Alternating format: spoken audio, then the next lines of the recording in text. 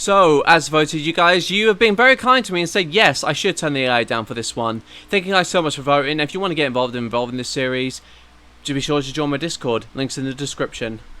So, what's going on, everybody? I'm Spark, and welcome to episode 10 of my myteam career mode series. And we are in one of my favourite tracks of all time. It's Silverstone. If you guys didn't see the last one, it was, well, pretty painful, I'd have to say. But I'll leave a link up to the description below. And if you are new around here, then do like the video and do get subscribed for some more regular F1 content. I'm only 3 away from hitting that magic 100 number, which took me a while to get. It's a bit of a milestone. It ain't much, but every little helps. By all means, go and subscribe. We'll love for your support. Thank you so much. So, after the shenanigans in Canada, we're going to revert back to our old engine. And with Silverstone coming up, I think what I should say before I get onto this is that once I recorded the Pirelli hot lap, I didn't get round to actually doing the audio because I'm a bit of an idiot.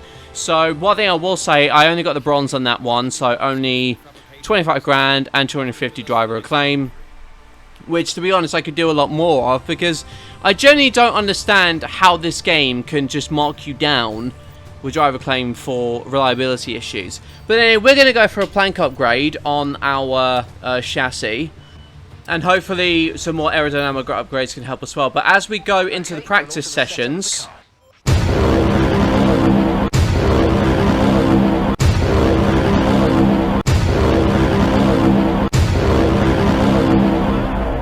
Jesus Christ. This is not what I need going into this round. Our home event, and it's going to be raining. So one thing I actually found during the practice session, I spun when I came across the line, but I still came across the line, and I don't know whether the game was glitched or something, but it did want me to do 1 minute 48 for a qualifying time, but it got me all the resource points, so I'm not going to complain too much. For once, it's a glitch that actually helps me. But once we came round to the dry sessions, that's where I really started to get in the groove.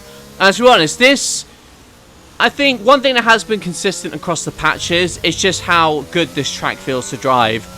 There's many options of what lines you can take. The curbs are actually quite inviting. So, well, apart from the last couple of corners, the corners are quite, well, the curves rather are quite inviting. And fun fact, this is before we turn down the AI. We actually get to top in practice, so it wasn't too bad. And we also hit the nail on the head in terms of resource points as well, which is really, really good for us.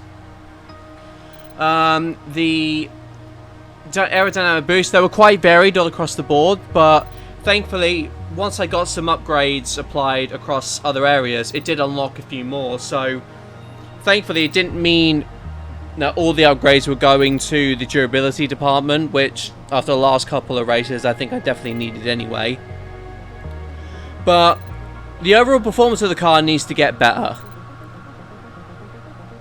because the last time I scored points was in Miami, and that was 5 races ago, I think. Yeah, 5 races ago. But at least we've got our team acclaim up to 11, with Piastri eyeing up 10 himself. So it's going to get to a point where I'm going to think about renewing his contract. I think Piastri has earned the extra year, or the extra second half of the year on his contract. We're going to go for a piston upgrade on the engine, because we're coming up to France as well, which is also, I think it's definitely kind of a power circuit, especially with those long straights and 2 DRS zones that we've got. But it's a shame that France is not going to be around on the calendar. I mean, I know Paul Ricard was a very kind of a Marmite circuit, but at the same time, and it's obviously raining qualifying, but at the same time, we need France on the calendar. And when there were rumours that Belgium was going to be dropped, I mean, I would have hit the roof. And it makes no sense how tracks like that can only get a 1-year extension, yet somewhere like Saudi Arabia, which is, let's be honest, not the best circuit, is on the calendar until the next decade. I just don't understand. But anyway, we're just going to upload our wet setup, because I have a feeling with the race coming as well, there's going to be wet weather coming in at some point. So I just want to make sure that we've covered from a setup point of view. During these sessions, all you can really do is fuel up the car, go out on full wets, and just continuously find grip across lap after lap. And that last corner was so hard to get some traction out of, so it took me a few goes to finally shave up some tenths, and we ended up getting just slightly closer and closer to 1 minute 41s. But not gonna lie, I've never been very confident throughout the wet, so this is going to be a very tricky round to actually get some tyre life in for this car. But anyway, we're going to try our final round of times, and this is actually our last run, which is our best run, which we're going to stick with now. And this is probably where I felt the most confident, but I'm not confident I'm going to get a 1:39 like Lewis Hamilton's just done. But hopefully getting into the 1 minute 41s will make the best lap time that I could possibly do. And it's quite tricky, this one, because with the wet you want the power that lower gears gives you, but you want none of the wheel spin. And wheel spin is made so much harder in the wet to a point where I was going through gears just in a higher gear just initially, just so I had a bit more chance to counteract that wheel spin. And mind you, it does help with things like if you're starting the race, you need that getaway from the line, which is really, really good. But I'm digressing to come round into Cop's corner, and this will give plenty of PTSD for the Verstappen Hamilton fans out there. To come round through that corner, we back off quite early, but we take a pretty good line throughout. But we break up quite a little bit earlier, so we actually gain only about a few hundredths through that corner and through Maggots and Beckett's, which kind of, I have to drive differently to my normal style. My normal style is typically, I tend to go in quite hard. I want the arc of the turn to be as little as possible, so I try going hard, and then, but sadly the thing that upsets the rear end too much, and this is where you need a stable rear end more than anything. But to come down into the final part of the lap, this is usually quite a slow section. We probably take a little bit too much curb coming onto the left-hander, but onto the right-hander we got it fine. We're up by about 5 or 6 tenths, so we're definitely getting to the 1 minute 41s. But is it enough to get through into Q2? It's not. It's not. It's safe to say that Piastri has kind of dunked us on our head. I hope so. All I can hope is when we come round into the phase of the year when we renew contracts, we do a better job than what Alpine did in real life. That's all I can hope for there. Well, GG's to Piastri to getting through into Q2.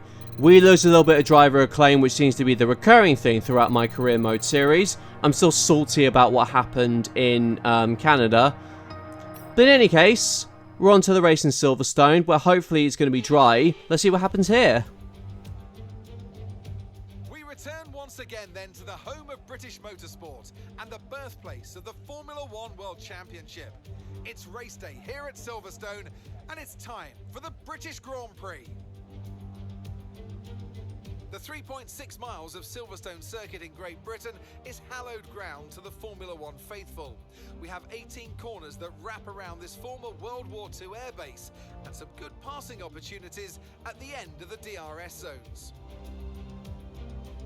It's time to see how our drivers are stacking up after yesterday's exciting qualifying session. Charles Leclerc lines up on pole position, and a very happy Carlos Sainz will start second.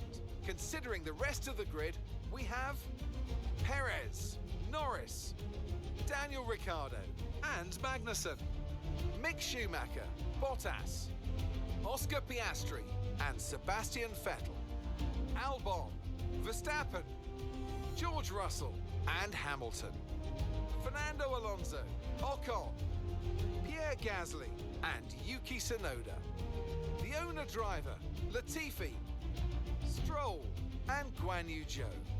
Now it's almost time for lights out, so let's go down to the track. I know this is your home Grand Prix, but treat it like any other race. Let's not make any unnecessary risks.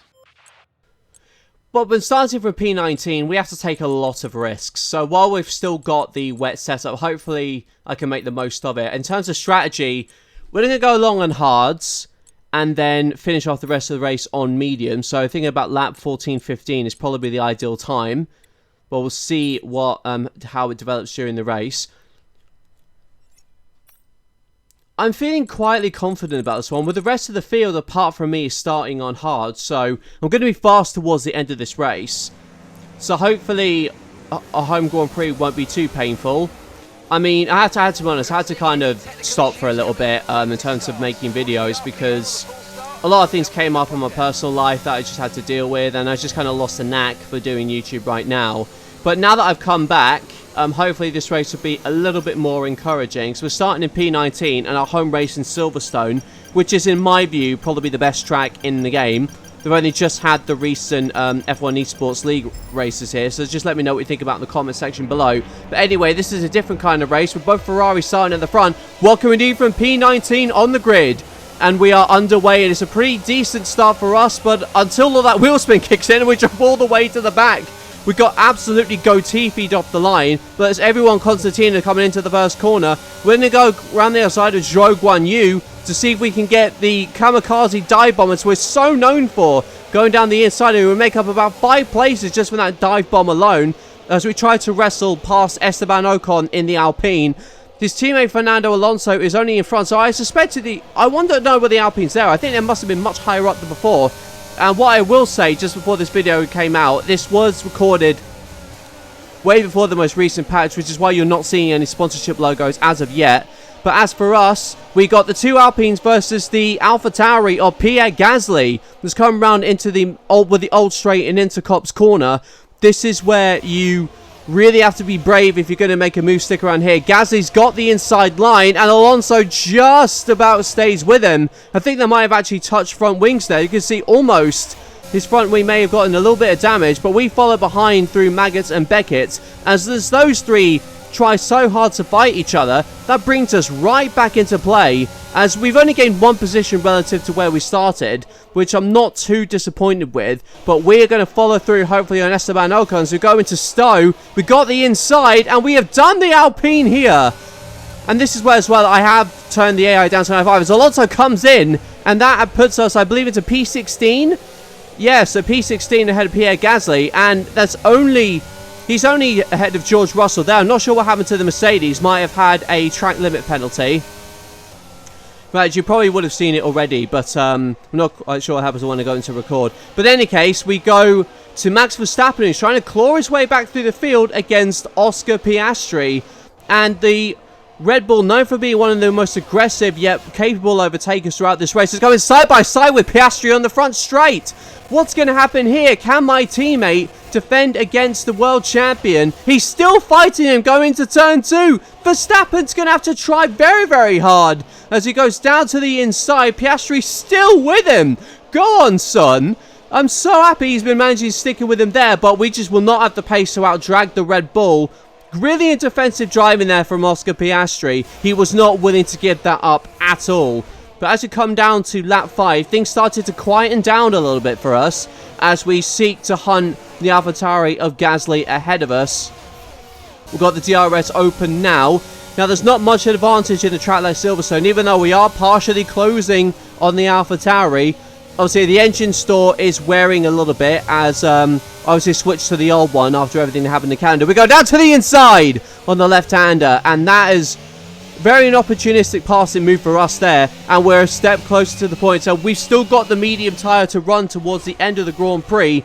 So that is working out brilliantly for us coming into the end of lap 6. We've got Pierre Gasly behind. We also got the Aston Martin of Vettel and Alex Albon in front of us. We're going to send it now to the inside of Alex Albon, and that's becoming one of my favorite corners on the track, because we're just able to make such a difference when we're going through the rest of the field. And at the end of lap 8, we find ourselves catching up to Vettel, who, for those of you who followed my old myteam career mode series in 2021, he was my big rival. There was a lot happening on track between myself and him, but hopes to see things maybe repeating themselves in 2022 to go down to the inside, and there we go. We have made the move work on Vettel, but he comes back around the outside, but we got the inside of what is becoming my favourite corner. We get Vettel stuffed around the outside as we come down into the end of lap 8 onto lap 9 as we get a little bit of a wide exit there, which is far from the optimal line. Vettel's trying to close. We have to cover the inside sharply as he continues to fight us across the inside of turn 1 as Alex Albon is getting on the act as well coming into turn 3. a lot of stuff happening on these first opening laps. And once we got onto lap 12 with our strategy, the medium tyres were starting to go off everybody else, which brought me right up to the back of Valtteri Bottas. Now, hopefully, all things considered with Bottas, he's not really known for being the most defensive driver, let me say. So, hopefully, we can get him pretty quickly. But him on media, I suspect he'll be coming in, as will Piastri. So we can afford to go a little bit longer and just reap the rewards of the DRS once it comes round. There's no DRS on the main straight though. I think they call it the Hamilton straight. So we're not going to be able to do much there. But the Alfa Romeo is constantly fighting the IRL Spark car and Piastri. And we just hold a position. Everyone gets so close and bunched up together coming out of Stowe Corner. But as we see, yes, Piastri and Bottas both into the pits right now. Now this pit lane, I'm sure you can see it on your screen, it feels painfully slow. And you only got about the 60 kilometer speed limit compared to most other tracks where you're usually 80. So it feels like an absolute eternity. You probably lose upwards of about 28 or 30 seconds. So when the safety car period comes out, that has a profound effect on everything, on the procedure, how much time that you lose. But let's see if the boys can give a good stop to Piastri. No, the front right is slow. So that means Piastri is surely going to lose the place to Bottas, and he does. He only just about gets ahead of Alex Albon. And there you see Bottas in front of him. So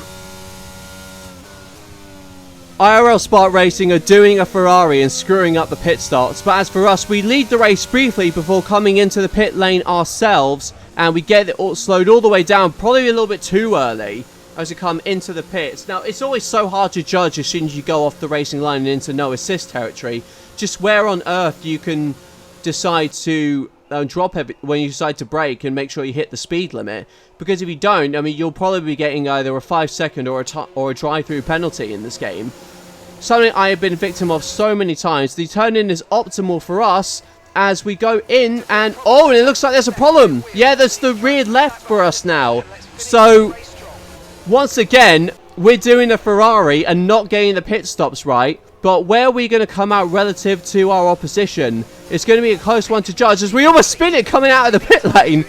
Terrible stuff for us, absolutely terrible to come out of the pits. There's Vettel in the front and there's Piastri in front as well. So in fact, we gained on Piastri because he already lost time in the pit stops. We lost time to Vettel though, however. Now with cold mediums, we're going to be prey to Alex Albon, who's already got his tyres warmed up. With DRS, he's going to be all over the back of us. But we've got DRS thankfully running close to Piastri. Albon goes down to the inside, and we are just going to be able to defend it on cold mediums. That's really going to do well to heat up our tyres at least. But we cannot afford to lose that to Alex Albon, as this race is without a doubt our best chance for getting points. As Albon still closes up behind us here, we are going to take the inside, just leave him no space at all rather. And as we see behind, he loses so much time having to back out at cops because we were brutal in our defense. And we get 3 abreast going into Maggots. 3 abreast into that corner as Albon just about holds on. But I think at the time of this video, still recovering from tonsillitis, so obviously best wishes to him, as Max Verstappen continuing clawing his way up through the field, and now he's got Kevin Magnussen to deal with. And Magnussen, unlike Bottas, is known for being quite a harsh defender. The Red Bull takes to the inside of the final corner onto the Hamilton straight. He's still with him, and behind the McLaren, I think that's Daniel Ricciardo, is joining the battle as well. Verstappen having it hard against these two drivers. Now Russell goes to overtake the McLaren. He even tries it up the inside of the Red Bull. But the Red Bull's got just the right amount of grip just to beat him off the line. And coming across the next round, Russell tries it again around the outside. The cold corner, and that's a brilliant maneuver. George Russell almost ahead, but Max Verstappen is still ahead of him. They are side by side coming across the Hamilton straight. Verstappen is marginally ahead, with that car being slightly more powerful than the Mercedes, but Russell is still on the inside. Looks like Max has got it covered, but no, Russell has got down the inside now. This is brilliant stuff to commentate on. I'm running out of breath already here. Might have to take a slight pause. But it doesn't quite look like Russell's got it. He doesn't have the DRS. Actually, he does have DRS. But Max Verstappen, without DRS, is still side by side across the Mercedes. And now they're still going at it, with Russell just marginally ahead now of the Red Bull. I think he's just been able to make that move stick. And as for us, we've gotten ourselves a fight between ourselves Piastri and Sebastian Vettel. With Piastri on hards, me on medias, we're not going to try down our favourite corner. We're just going to hold off and see what opportunity presents ourselves on the next DRS zone, because that one is still possibilities for overtaking there, but we lose so much time during club corner. But thanks to the medium tyres, we claw back about a tenth or so during the higher speed corners. Piastri is definitely going to have DRS through on Vettel, so we've got to be quite ballsy to overtake our teammate without making any bit of contact with him. I need points. I know Piastri's more than me, and I certainly want to finish higher than him, but I want to be able to make this move stick as we go around to the outside of the first left-hander, and there we go. We make the move stick. And now we've got Sebastian Vettel to do in the Aston Martin, who in real life is now retiring from Formula 1. Yep, they're definitely not too far away either. So we're in P12 at the moment. We've got Valtteri Bottas to catch up. And tyre wear is still being pretty good as the fuel burns down, as the track rubbers in. And goes down to the inside of the Maggots corner. Can we make the move stick? We go around the outside of what would be Beckett's. And yes, we just made it stick on Sebastian Vettel with medium tyres as well. That is brilliant stuff from us. With 10th place Valtteri Bottas 2.4 seconds away, and ahead is Mick Schumacher in the Haas. Now I think with Mick there's going to be, I'm going to struggle to overtake him certainly, as behind we see, actually no, this is rather in front, we see George Russell going up against the Ferrari of Carlos Sainz, and this is so close. Russell's actually lost a bit of his front wing. He's got damage of the back of that fight with Ferrari. So just like in real life, bit of contact for George Russell in his home Grand Prix. As Russell comes into the pits, we are now 4 tenths behind Valtteri Bottas in the Alfa Romeo, which that actually puts us into the points. So there's brilliant stuff for us. But I'm really struggling for traction now with that corner. I think with this car, I tend to set my cars up more with the front rather than the rear. But I think after my live stream with Done with Snacks, I may try to set my car up better for the rear end as opposed to the front. That way I can be a little bit more confident when it comes to traction. But it looks like we won't need anything sort of changes here, because we're right on the back of the Alfa Romeo. Bottas coming down the Wellington straight. This is our best chance to make a clean overtake here, and look at that, we just make the move stick. And that puts us now, I think it's a P9 or P8.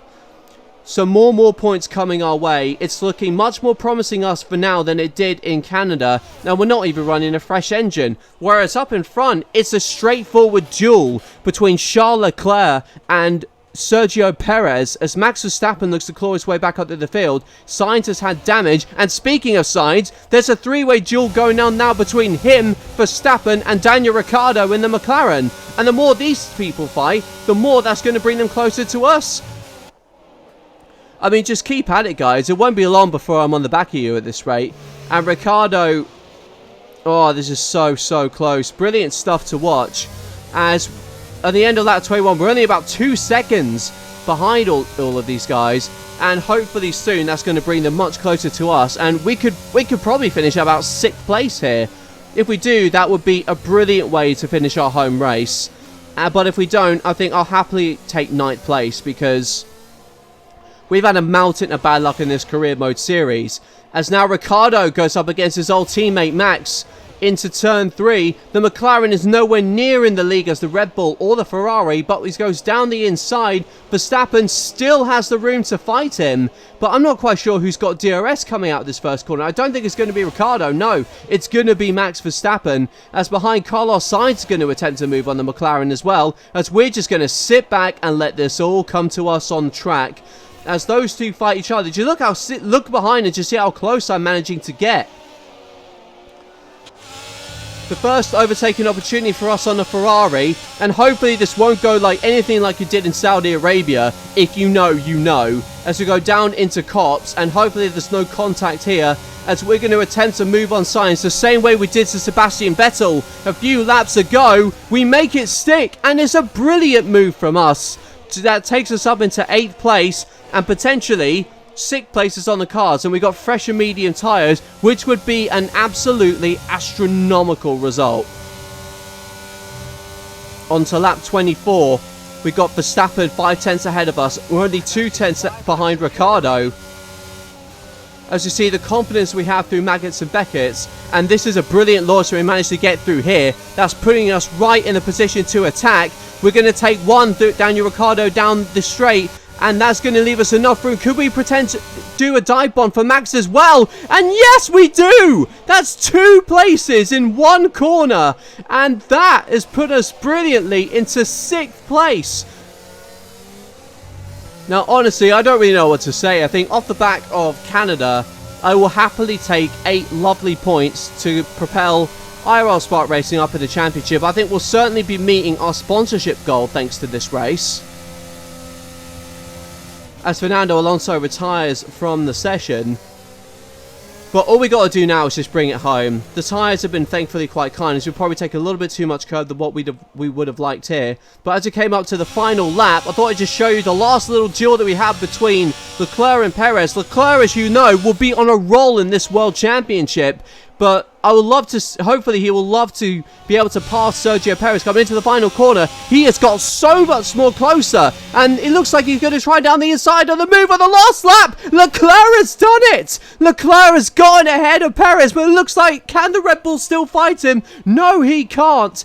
Charles Leclerc puts up a brilliant last lap overtake to continue his winning streak and putting another finger on the World Championship. Leclerc wins, Perez second. I believe third was actually Kevin Magnussen. Lewis Hamilton finishes in 4th. Mick Schumacher 5th. So it's been a hell of a day for Haas F1 team, looking like a bunch of legends this time. But as for us, this is all about our race. Coming back of what was one of the most painful results in Canada, we're going to come across the line. It's 6th place for us, and what a recovery from P19. Okay, pick up rubber and bring it home.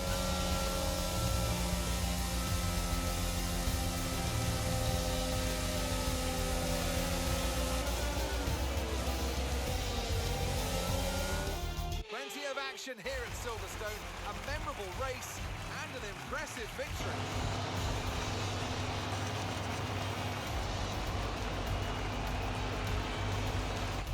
Talk to me. What do you think it was that sealed the win for them? I think a large part of the result comes down to temperament. They were able to keep their heads when everyone around them was losing theirs, and that's allowed them to get the best out of the car, to maximise the strategy, and to stay out of trouble.